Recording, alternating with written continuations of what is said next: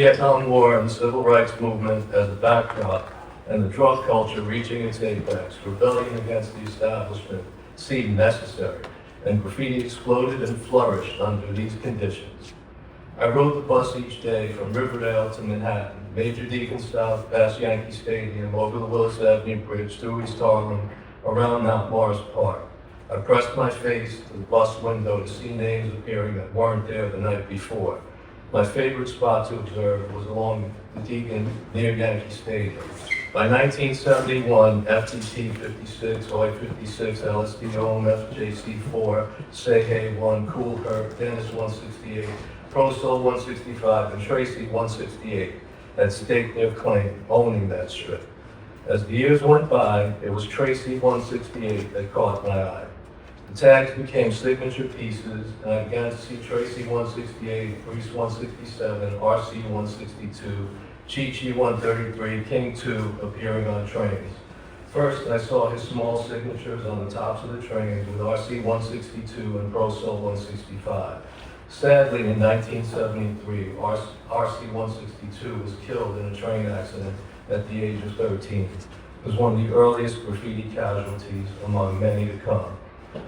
The signature era evolved, and masterpieces upped the ante for skills and supplies needed to pursue fame.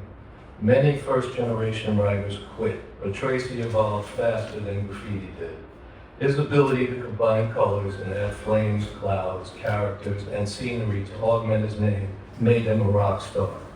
He wrote with the greatest writers of his day and led two of the most significant crews of the 70s, Wanted and Wild Style. In 1975, Tracy, at his creative peak on subways, was getting some comp from Kane 1 from the 7 line out in Queens. Kane, like Tracy, was a master of rendering characters and backgrounds. Not to be outdone, Tracy 168 brought his crew out to the 7 yard opposite Shea Stadium and roasted the line. Peanut 2, Riff 170, Sonny 107, Chi-Chi 133, all blasted that line, which is a feat very few Bronx writers accomplished. As big of a name as Tracy was in the graffiti world, he became a street celebrity. He could fight, steal, draw his ass off, and always got fine girls. Perhaps his most famous train work was the bicentennial piece he did in 1976 with Kindu Case 2 J159 on 2 married cars.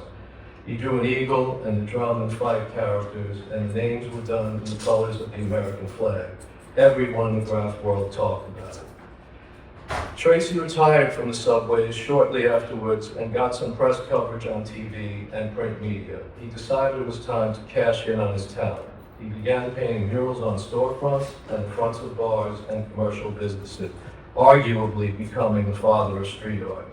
French Charlie's, Martha's Unisex, Skate Key, Prince Lumber are a few that come to mind.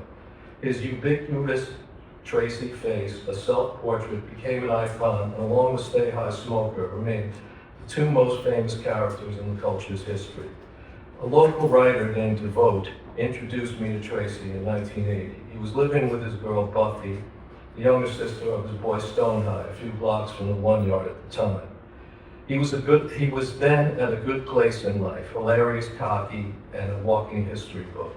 I was demolishing the 1 yard at the time and asking him to come paint with me, expecting him to say no, being that he was long retired, but to my surprise, he accepted my offer and we painted a work train together. I was in full fanboy mode as I watched him take a can of white in one hand and a can of red in his other hand and blend them into pink. He added fades and an outline at what seemed like light speed. We hung out a lot together from that day on until about 1983. I brought him to GPI, Graffiti Productions Incorporated Gallery, where he made some beautiful canvases and a few bucks, and reunited after a long period with his boy Kane from the 7 line. Tracy lived with his grandmother near Kingsbridge Armory when I hung with him. When his grandma passed, he lived with friends, ultimately living for years out of his car. Unfortunately, the streets that loved him devoured him. A downward spiral of substance abuse over decades saw him wind up with severe health issues, and he suffered greatly during his last years.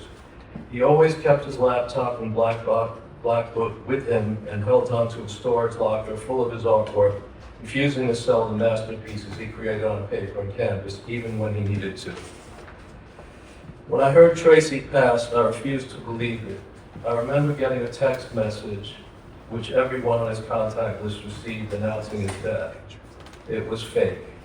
When it really happened, I refused to believe it because there was a several-month time gap between the date of death and the obituary that ultimately appeared in the New York Times. Tracy, once king of the jungle, remained a lion nobody could tame right until the end. As he always said, Wild Style wasn't just a crew, it was the way he lived. Tracy168 was the greatest writer I ever knew, and an incredible artist whose work should adorn the walls of the world's top museums. I hope that in the future, the world will remember him as I do.